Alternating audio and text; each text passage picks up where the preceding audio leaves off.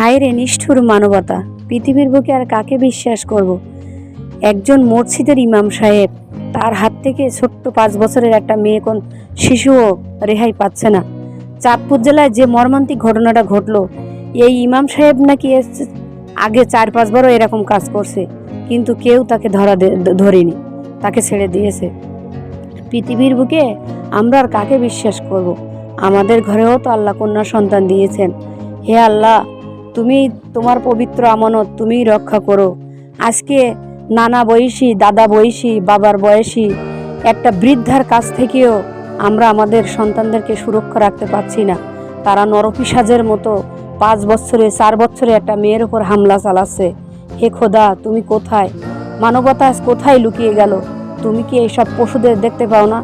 আজকে কত ভালো ভালো অল্প বয়স্ক ছেলেরা কম বয়সে লিভার ক্যান্সার রোগে আক্রান্ত হয়ে 3-4টা বাচ্চা রেখে চলে যাচ্ছে। তুমি এদের কেন?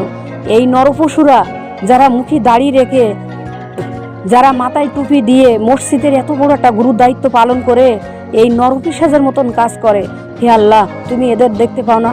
আমি একটি মা হয়ে তোমার কাছে ফরিয়াদ করি, তুমি এই অল্প বয়স্ক বাচ্চাদের বাপেদের এভাবে না নিয়ে তুমি এবার এই বেছে বেছে এই নরপিশাচদের উঠেই নাও, যাতে করে আমরা যেন আমাদের ছোট ছোট কন্যা সন্তানদেরকে স্বাধীনভাবে এই বাংলার বুকে যেন বাঁচাতে পারি।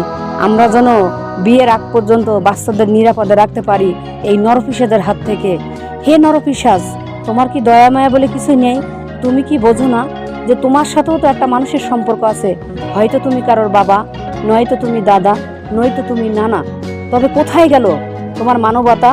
হ্যাঁ, তুমি কি একটু মরণের চিন্তা করো না? তুমি তো একজন আলেম মানুষ, আল্লাহ বলেছে একদল আলেম আগে দোজখে যাবে, তাই সেই কথা কি তুমি অক্ষর অক্ষরে দুনিয়া থেকে পালন করতে চাচ্ছ? হে নরপিশাচ, তুমি তাহলে মনে রেখো, তোমার শেষ পরিণতি হবে খুব কঠিন। তোমার মৃত্যুর যন্ত্রণায় তুমি হাহাকার করবে, তোমার পাশে তখন কেউ থাকবে না। থু থু, তোমার মতো হুজুরের মুখে আমি থু মারি, থু মারি, থু মারি।